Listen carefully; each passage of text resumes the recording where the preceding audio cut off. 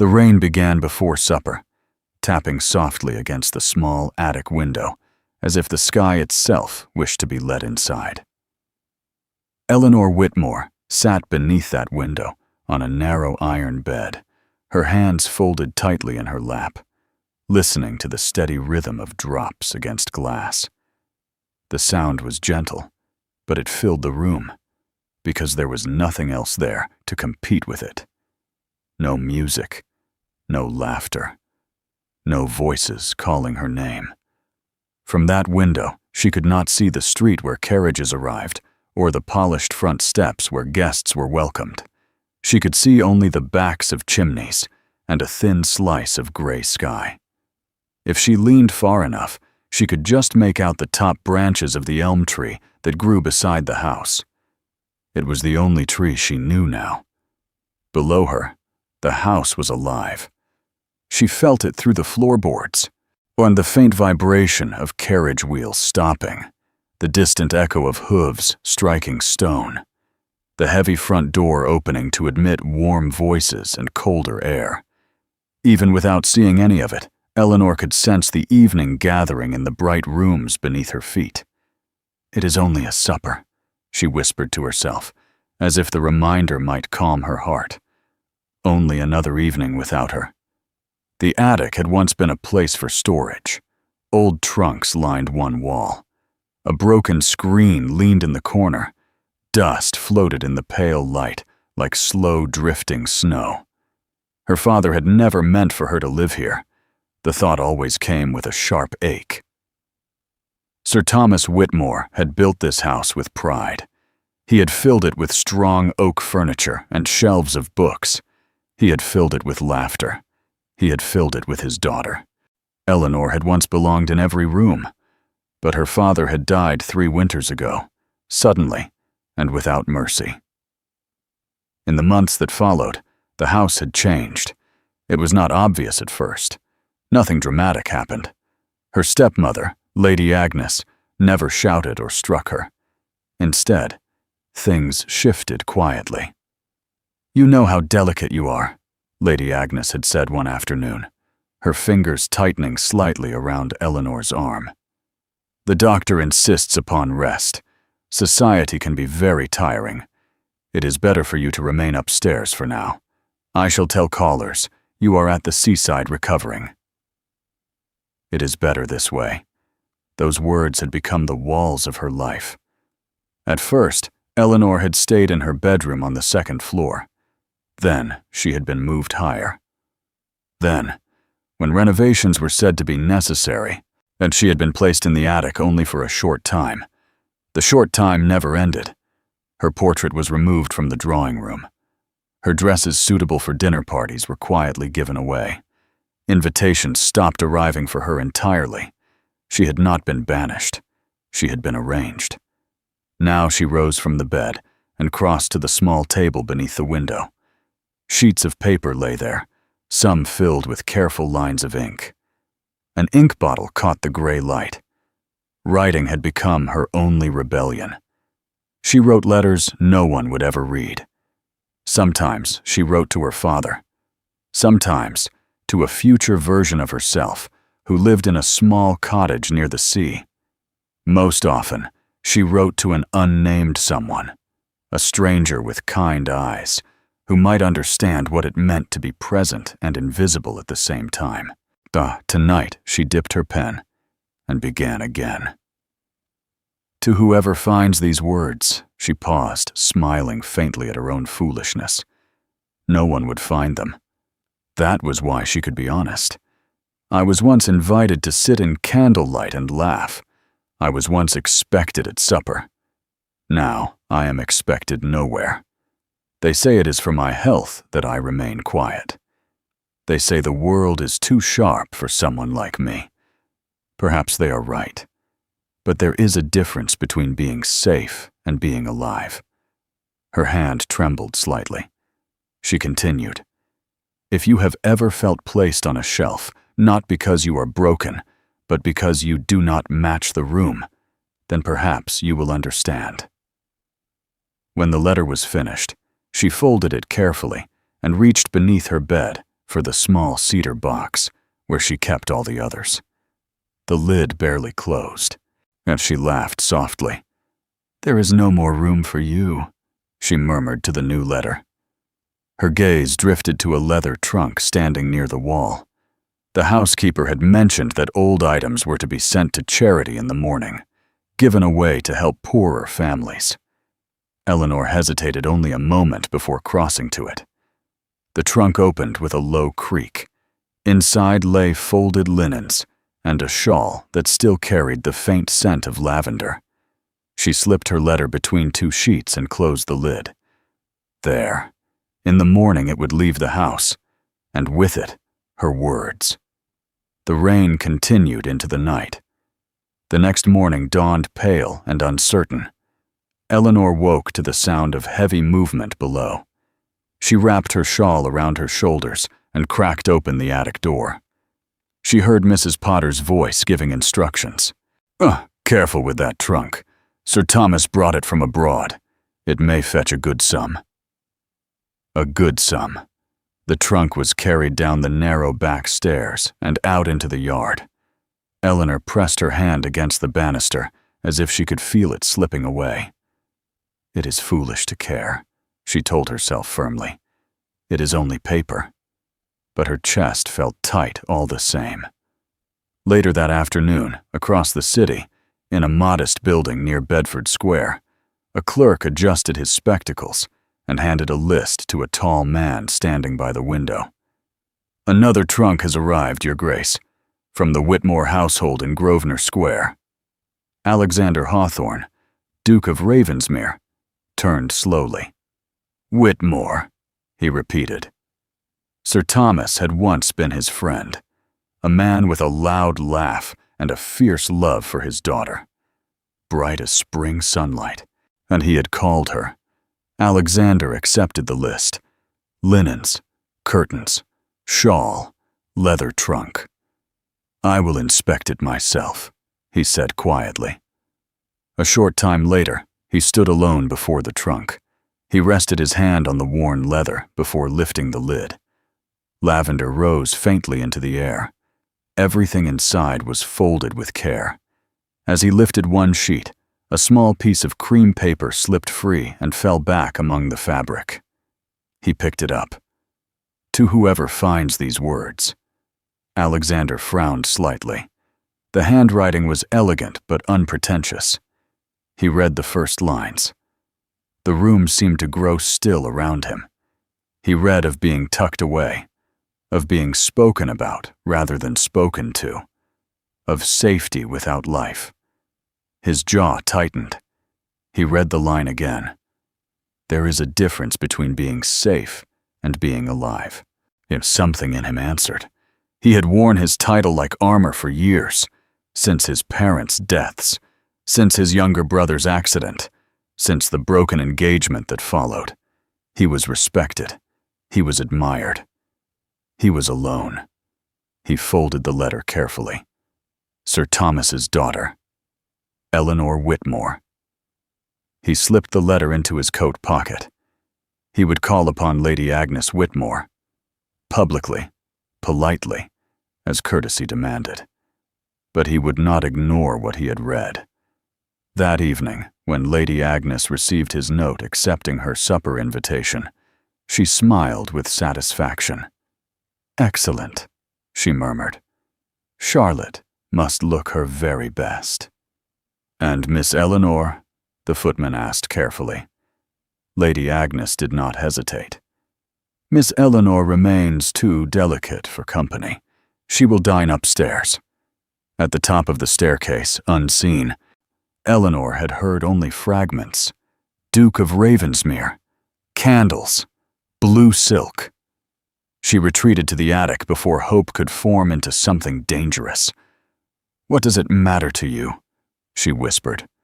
"Who sits at supper?" Yet that night, as carriages arrived below and the house shimmered with light, a tall, quiet Duke stepped across the Whitmore threshold with a folded letter close to his heart. And above, at a narrow attic window, a young woman watched the glow of candlelight, never imagining that her hidden words had already begun to change her life. The Whitmore house glittered that evening with more determination than joy. Candles burned in every silver holder. The floors shone as if they feared judgment. Servants moved quickly, whispering instructions to one another, as if the wrong step might ruin everything. In the attic, Eleanor sat on her narrow bed and listened. She knew when the Duke arrived. The house changed when someone important entered. Voices lowered. Footsteps sharpened. Even the air felt tighter, as though the walls themselves were standing straighter. Mary came up later than usual with a small tray. "They near polished the silver till their arms gave out," she said in a rush. "And he's not what I thought a duke would be."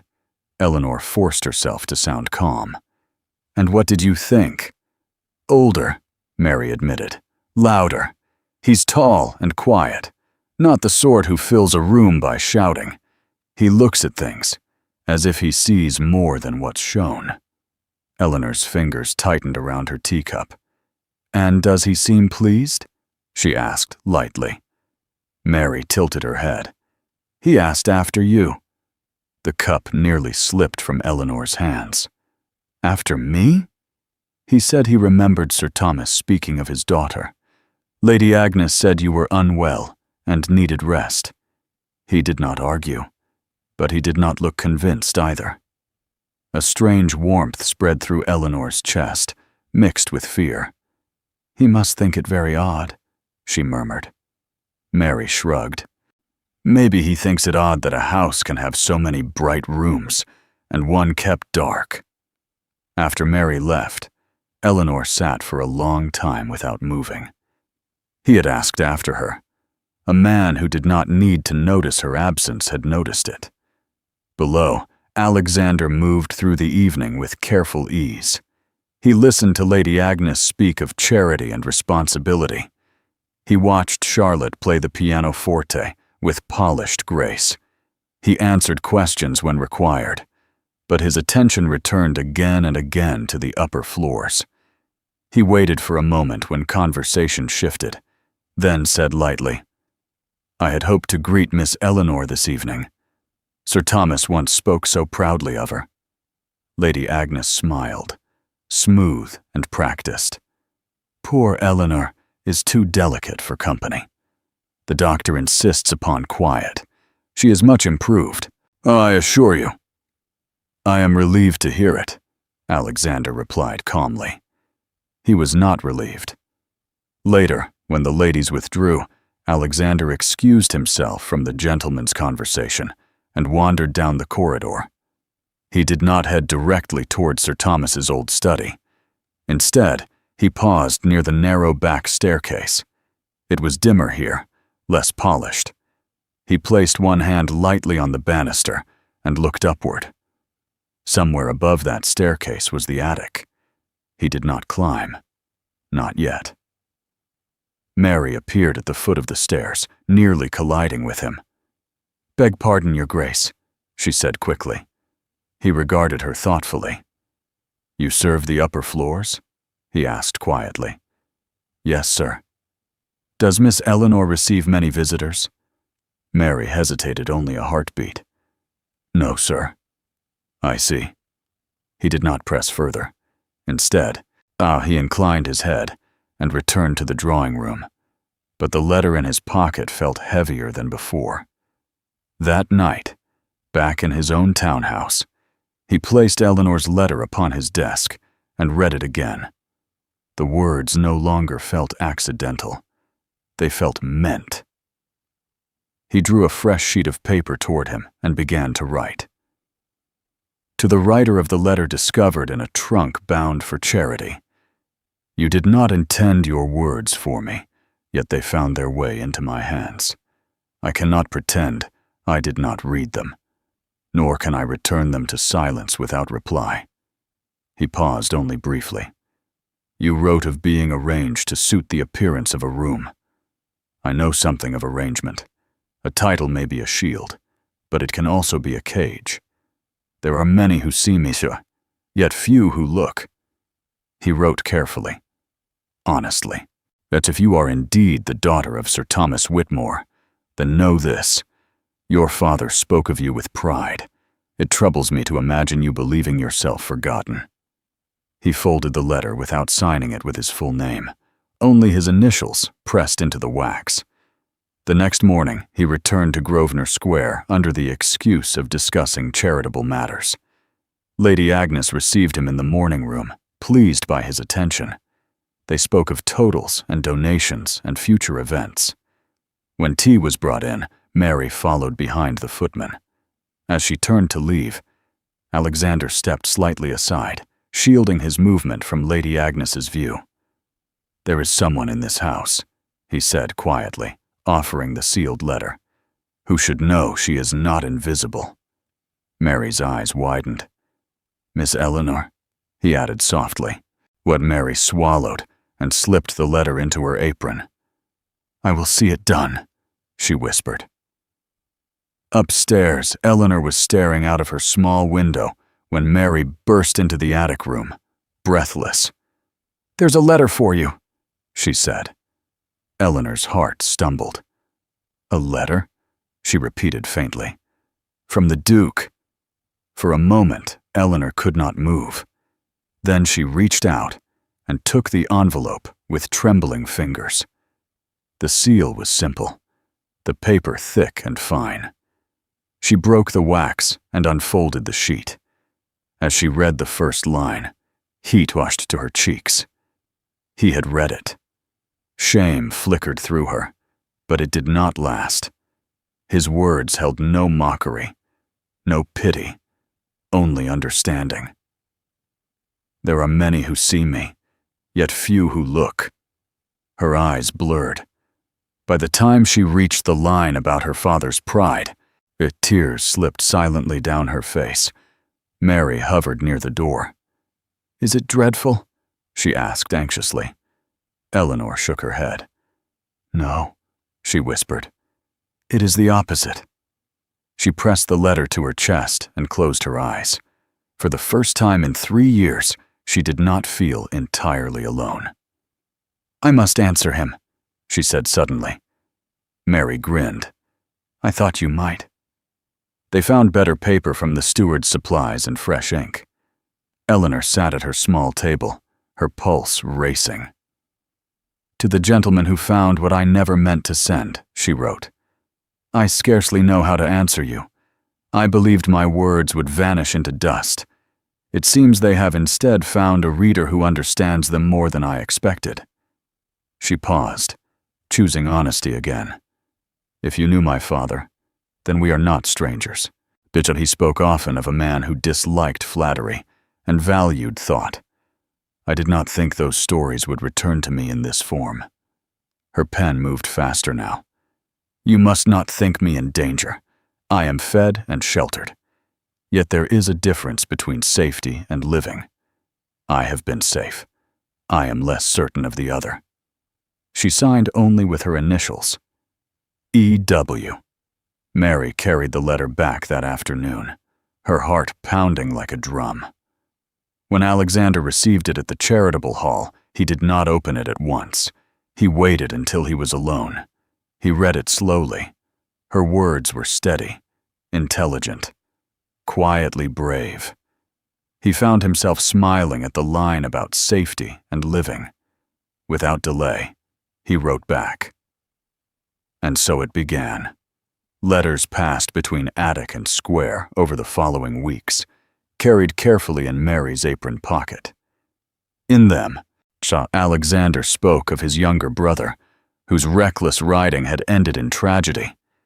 He spoke of the weight of responsibility that had followed. Eleanor wrote of books she read, and the way rain sounded different depending on who had been invited to supper below. Neither accused, neither complained. But between the lines, they both understood what was not written. In the attic, Eleanor's face slowly regained color. She found herself waiting for footsteps on the stairs, with something like anticipation instead of dread. Below, Lady Agnes remained unaware, Her attention was fixed on Charlotte's gowns and on the growing hope that the Duke's visits might lead somewhere advantageous. One afternoon, however, Lady Agnes stepped unexpectedly into the corridor and saw Mary at the foot of the back stairs, her cheeks flushed and her apron pocket suspiciously heavy. "What have you there, Mary?" Lady Agnes asked smoothly. Mary froze. "Only a note from my brother, my lady," she said quickly. Lady Agnes studied her for a long moment. "See that your work does not suffer for correspondence," she said finally, and moved on. Mary climbed the stairs afterward with shaking knees. "We must be careful," Eleanor whispered when she heard what had happened. "We will," Mary replied firmly. "Careful together." A week later, Alexander's letter arrived with something new inside it. "I find myself dissatisfied with the limits of ink," he wrote. "There is only so much one can know of a mind without ever hearing the voice behind it." Eleanor's breath caught.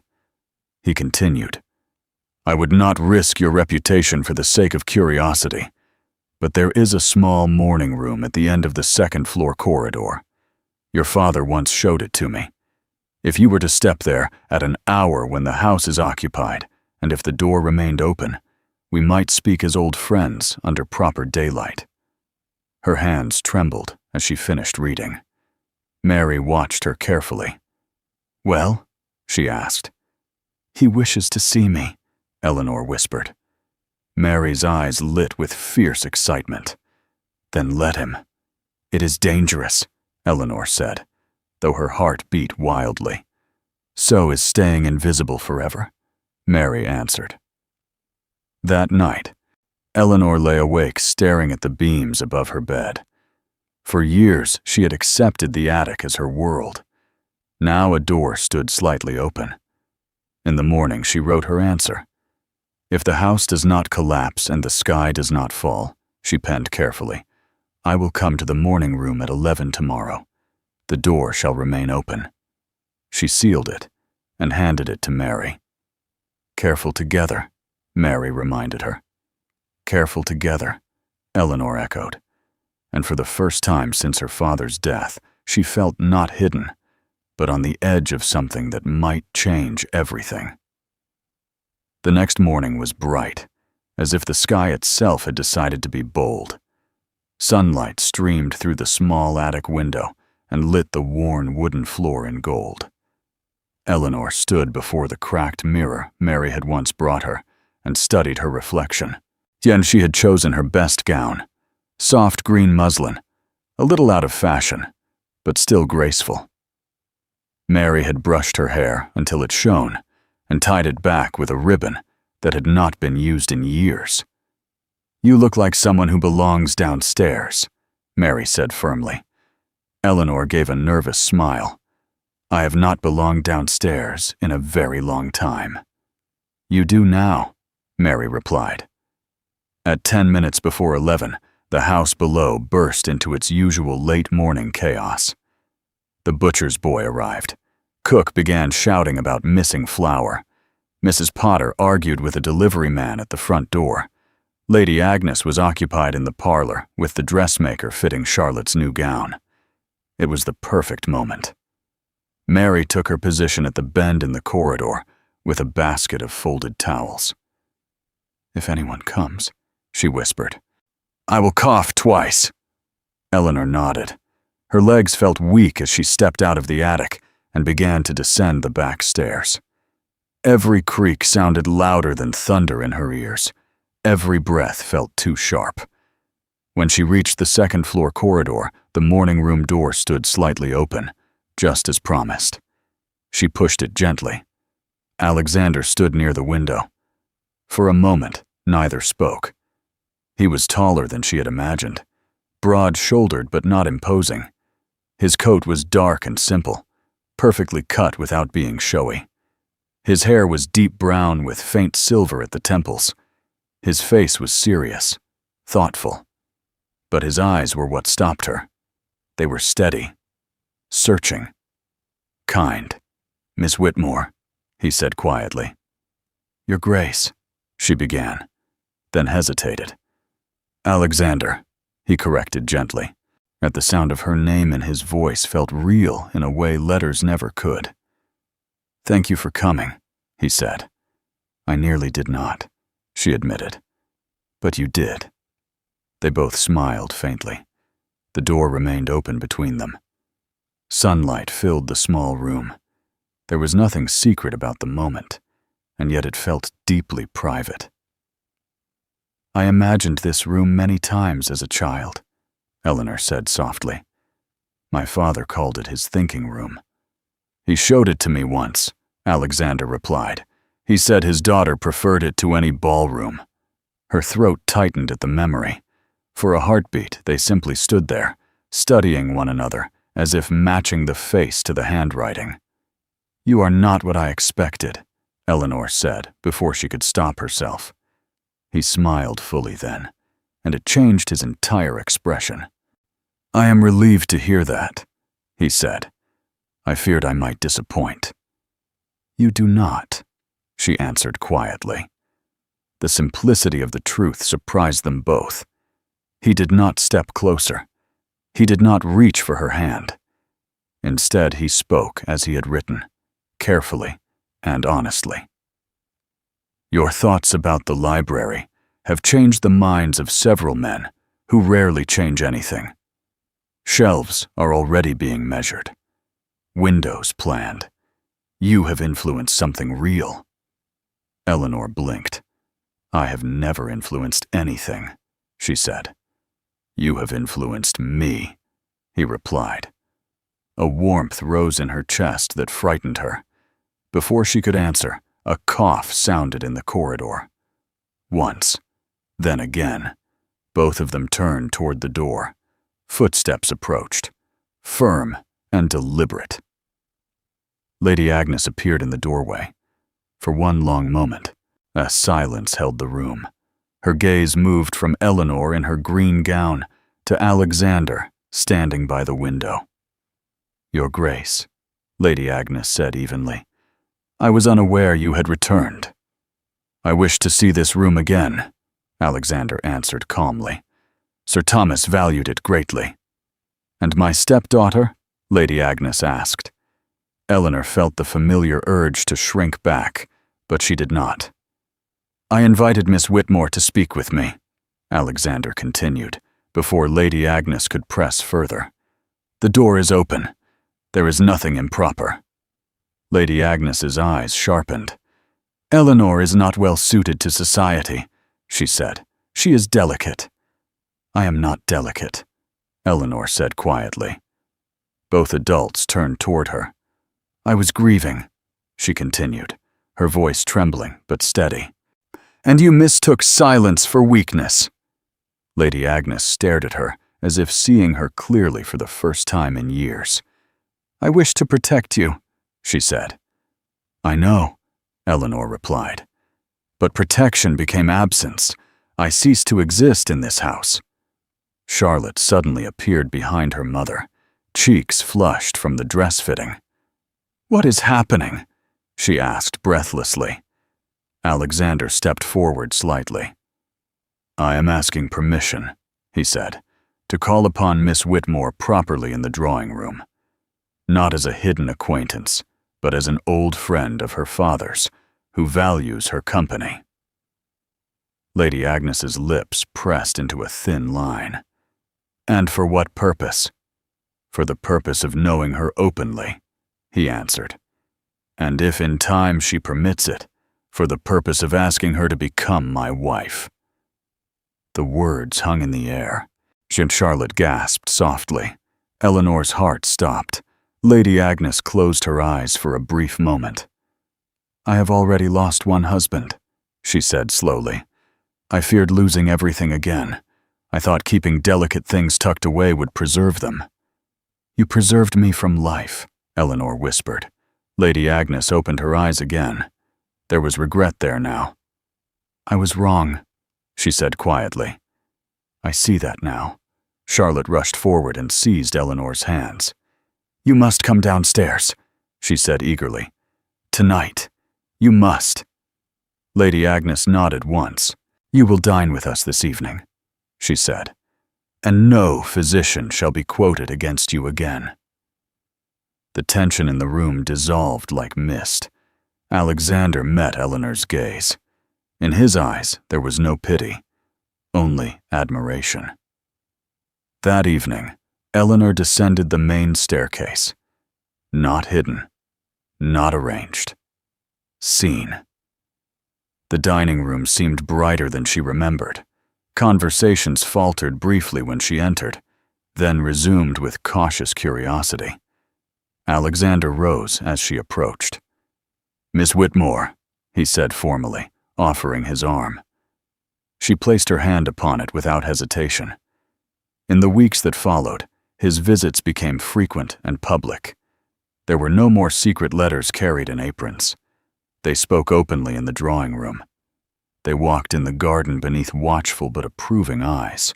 But the charitable library opened that autumn. Women of every station entered its doors. They sat by windows and turned pages slowly, as if touching something sacred. Eleanor stood among them, not as a ghost, but as a guide. Mary, now employed at the hall, arranged books proudly on polished shelves. Across the room, Alexander watched Eleanor speak with quiet confidence to a young widow, clutching her first borrowed novel. He did not look like a man who had found a curiosity. He looked like a man who had found his equal. Their engagement was announced before winter. There was no grand spectacle, only steady joy. On their wedding day, Eleanor stood not in an attic, but at the front of a chapel filled with light. When Alexander took her hand, he did so in full view of the world. Later that evening, as rain tapped gently against the windows of their new home, Eleanor sat at a polished desk and unfolded a fresh sheet of paper. She wrote not to an unnamed stranger, but to the young woman she had once been. You believed love was over when you were sent upstairs. You believed your voice would fade with dust. You were wrong. Words can open doors, and sometimes someone is brave enough to knock. She folded the letter and smiled. The attic had not destroyed her. It had given her the courage to write, and the Duke who found her hidden words had given her the courage to live.